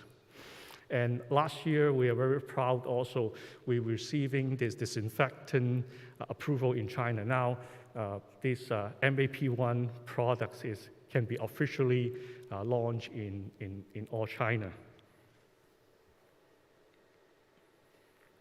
And the other importance of collaboration is we thank government great support. And I think a local home-built technology reflect the importance and the embrace from the government. Like we have been active involved in a lot of different sectors, legislative council, ambulance, fire trucks, and also in few occasions we have also the undersecretary, secretary from different government departments to actually go out to the community to help disinfecting the social, like those who's in need, the low-income family. And I think this is how the joint collaboration working at its best. And in terms of the social and economic impact, I just want to share a few of them that we are very proud of. We actually, over the last 2 years, we do the free antiviral spray disinfecting supply to over 300,000 low-income family members. We work with the Social Welfare Department for the project that we apply the antiviral coating to over 1,500 elderly homes since April 2020. We offer pro bono service for over 3,000 schools, elderly home, community centers since March 2020. And then we offer free hand sanitizer to over like 5,000 school buses. In terms of another social impact,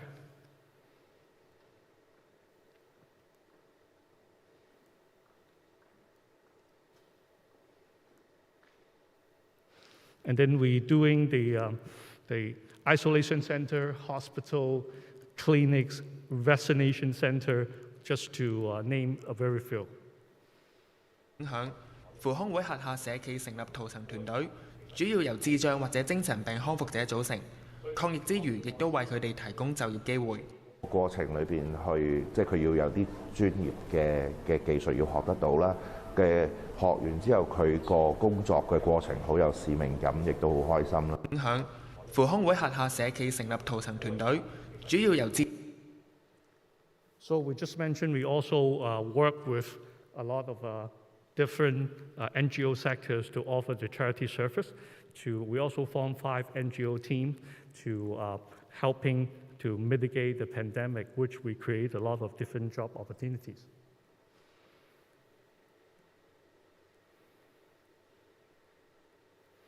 And also the public buses sector and the pit tram, just to name a few. The airport in Hong Kong, in Shanghai, in Pudong, museum, and stadium. And we also fully support the Hong Kong sports team, which also we support both the Paralympic and the Olympic team in Hong Kong for the Tokyo Olympic. And we're very glad all the teams, when they come back to Hong Kong, we have 0 infection. So this is another example of showing the product, the technology at its best. We also work with museum like market and post office. And as you mentioned, we also serving the embassy in Hong Kong doing the antiviral service, just to name a few. And then the Belt and Road Initiative, we are helping different country government like Africa and also in ASEAN country. And so I'm proud today to show everyone how the joint collaboration at its best. And I think the final conclusion to everyone is the joint collaboration opportunity, it's here. So go for it. Thank you very much. Thank you, Mr. Ho, and please be seated. Now comes to our last keynote presentation. Let's have Mr. Henry Ma, Executive Vice President and Chief Information Officer of WeBank Co. Limited, to share his insights with us. Though he cannot join us in person, he has kindly offered to record his presentation in video.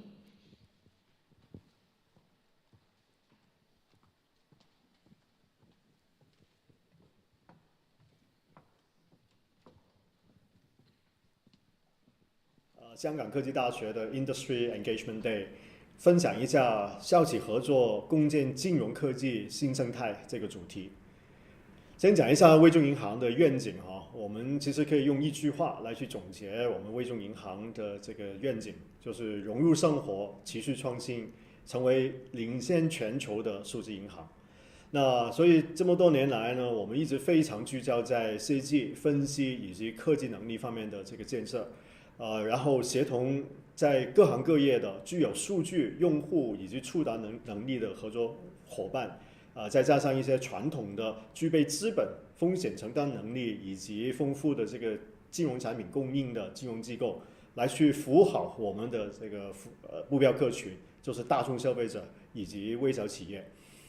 我们一直非常重视科技的投入啊，所以看到我们的科技人员占比呢，一直都过半数啊。到目前这个时点呢，我们有56%的人都是在科技领域，也包括了我们目前为止我们服务的这个客群呢，已经上了非常大的一个规模啊，个人客户超过3.4亿，小微企业超过280万家。那我们在科技领域的持续投入呢？ 也帮助我们实现了这个不可能三角的一个突破。我们在金融科技组件的这个能力方面呢，一直聚焦在 A、B、C、D 4大领域，再加上我们非常有特色的这个分布式架构我们称之为开放蜂巢 （Open Hive）。那基于这些能力呢，我们真正实现了在金融领域同时能够兼顾大容量、低成本以及高可用需求的一个金融机构。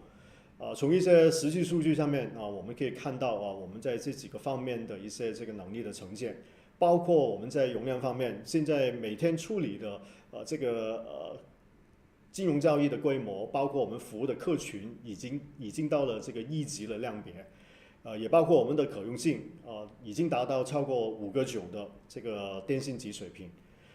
与此同时呢，我们的这个服务成本去年我们的这个每一个账户的这个科技运维成本已经降到2.2块，人民币啊，这个是一个非常低的水平，也让我们具备能力去服务一个更广泛的一个这个所谓的普惠的客群，用一个更低的成本所以这个不可能三角的这个突破呢，应该说是我们这个运用科技能力去这个实现的一个非常重要的在行业里面的一个目标。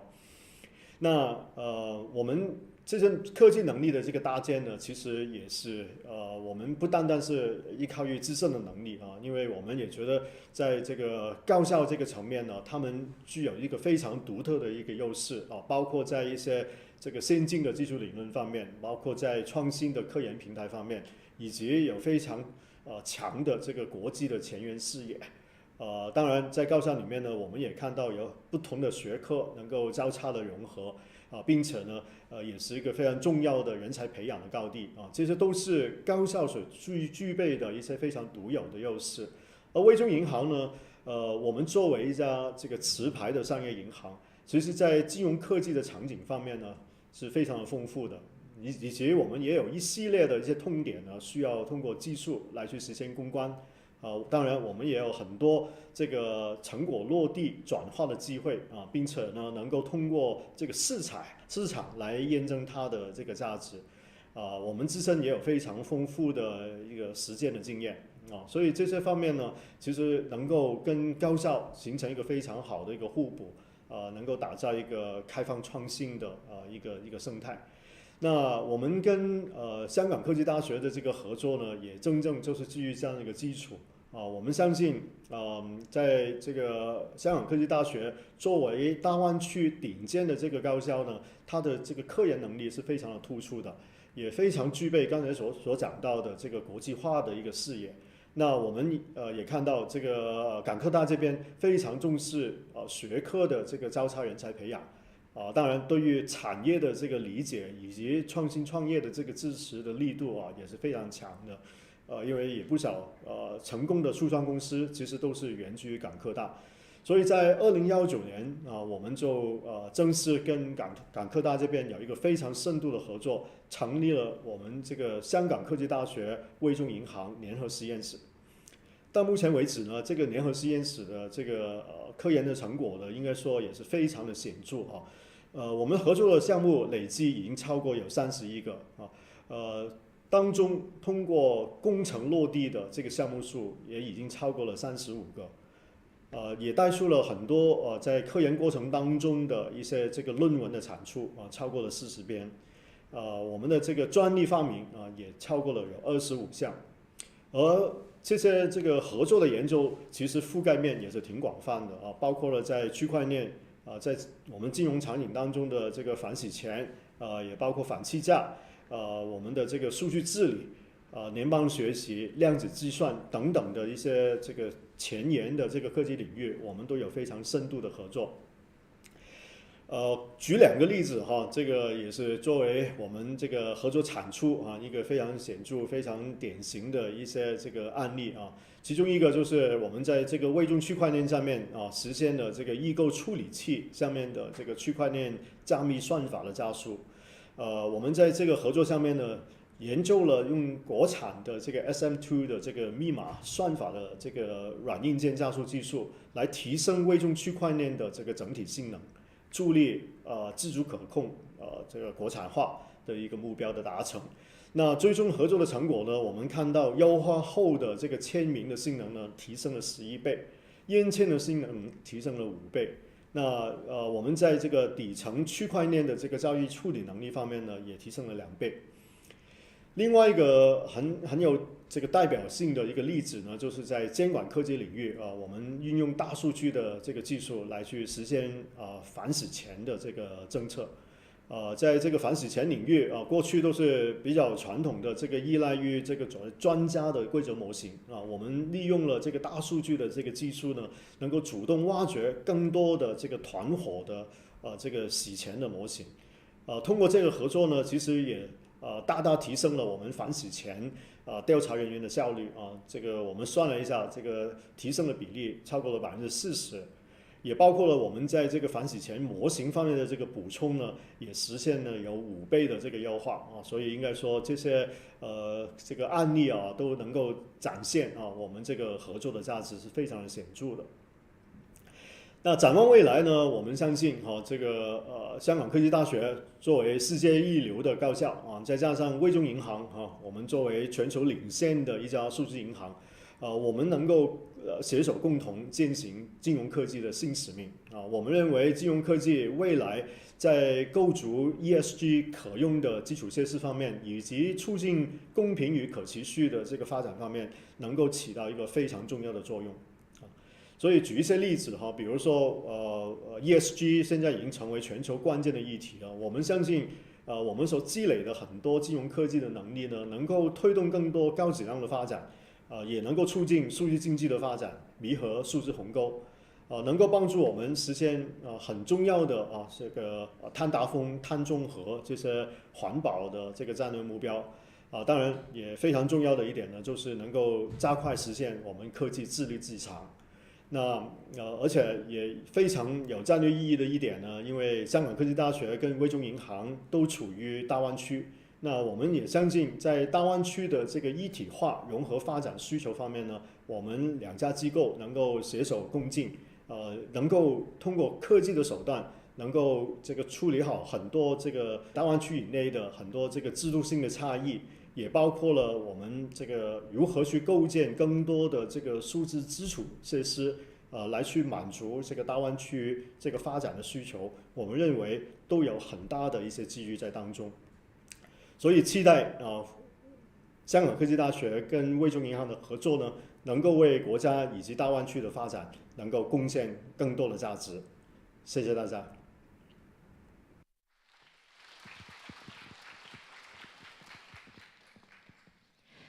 A big thank you to you all and also our keynote speakers. And we have gained a better picture of how HKUST and our industry partners can play an important role in Hong Kong's technology research and development.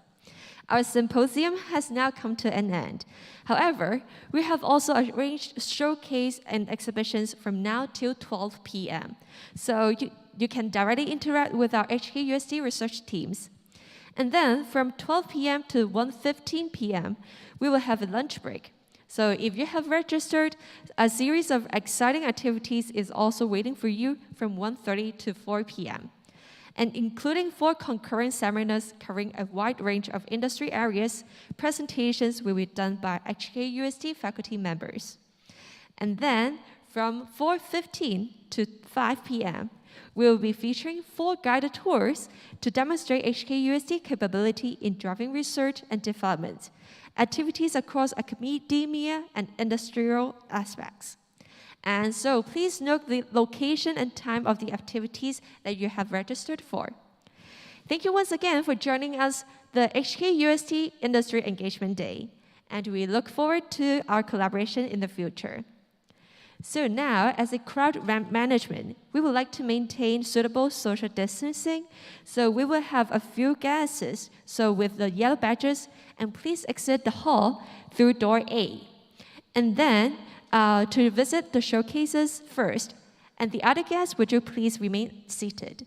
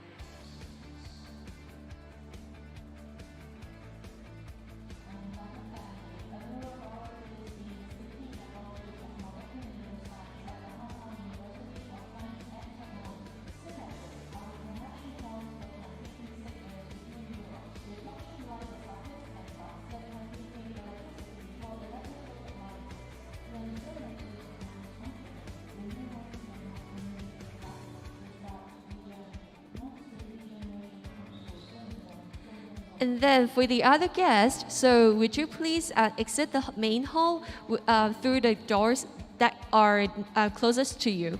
So we have a few exits in the main hall, so you can get to the closest exit.